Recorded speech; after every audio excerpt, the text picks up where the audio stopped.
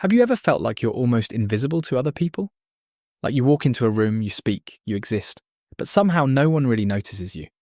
People interrupt you, they talk over you, but they rarely ask about your life. And after a while, something strange starts to happen. You begin to wonder, does my presence really even matter? I know that feeling very well.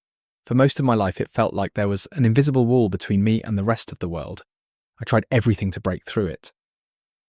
I became the nice person, the helpful one, even the person who always tried harder than everyone else. I thought if I worked hard enough, someone would finally notice and say, "I see how hard you're trying." But that moment never came. Instead, I watched other people get noticed. The loud ones, the confident ones, sometimes even the rude ones. And somehow I still ended up in the background, even though I was trying so hard. So if you've ever felt invisible around other people, stay with me for a moment, because there are hidden behaviours you might be doing right now that quietly keep you invisible. I had to learn this the hard way, and once you see them, you won't be able to unsee them.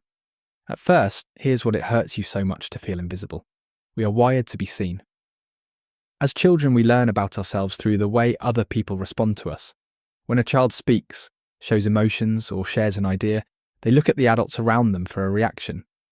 When someone mirrors this back, whether it's someone remembers your name, listens to what you say, or notices your effort, it makes you feel you matter. You are heard and seen. And no, it doesn't make you desperate and needy for attention, but it makes you human. We naturally crave that. But when that response is missing, the silence teaches you something too. Maybe when you spoke, someone told you to be quiet. Maybe when you came with a problem, someone said, "Stop exaggerating, you have no real problems." In those moments, your feelings are dismissed, and your words are brushed aside. And over time, it makes you think, what you feel doesn't really matter. And slowly it begins to change how you walk through life. So you begin to speak and share a little less. You hesitate before sharing your thoughts. Not because all of a sudden you have nothing to say, but because somewhere along the way, you learned no one is really listening. So what's the point of trying? And I know that sounds discouraging, but here's the strange part people often overlook. When someone grows up feeling invisible, they don't suddenly stop wanting to be seen. If anything, that need becomes even stronger.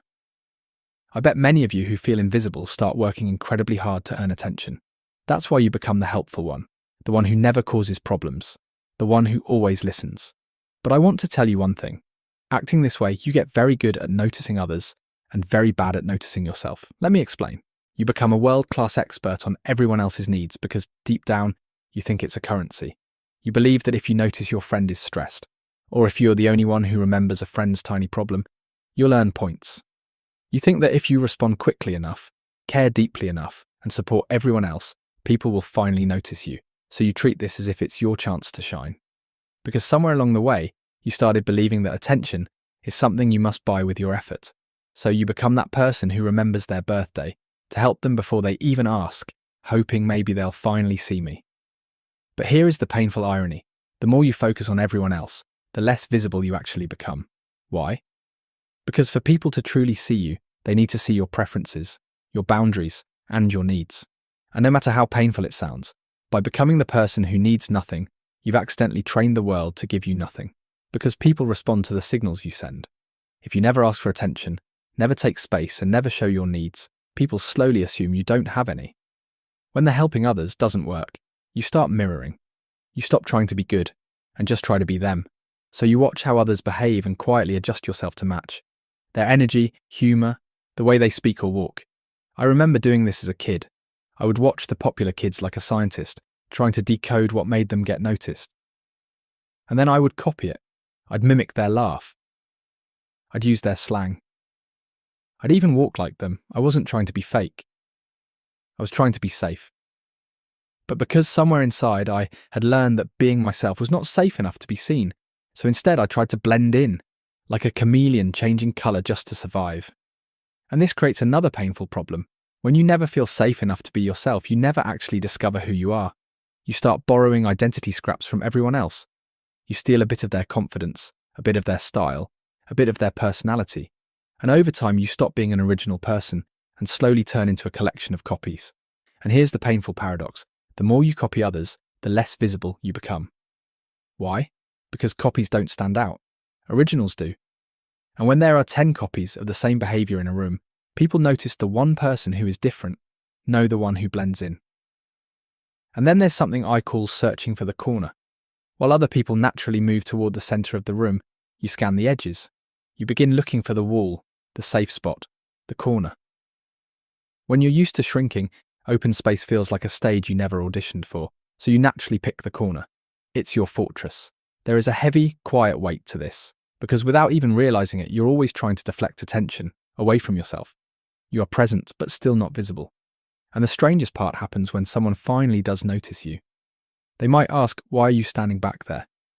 And suddenly your heart jumps into your throat, because the corner was never just a place to stand. It was your shield. When you're invisible in the background, you feel safe. But the moment attention turns towards you, you don't feel seen either. You feel exposed. And that's the trap of the invisible person. You've become a master of deflecting attention. If someone pays you a compliment, you quickly pivot the conversation back to them. If someone asks how you are, you give a one-word answer and immediately ask about their day. You've built a life out of being the observer, not the observed. You're comfortable being the person who stays behind to clean up the mess, but you're terrified of being the person someone actually wants to sit and talk to. What I've noticed, to be fully seen, means you have to exist, be more visible, not staying in the shadows. And for some of us, that is the most terrifying thing in the world. So here are the behaviors that keep you invisible. If you recognize yourself in any of these, let me know in the comments. I repeated these patterns for a long time without even realizing that it wasn't just about feeling like a ghost, it was also about acting like one. And if this resonated with you, subscribe for more videos to become a healthy mind CEO.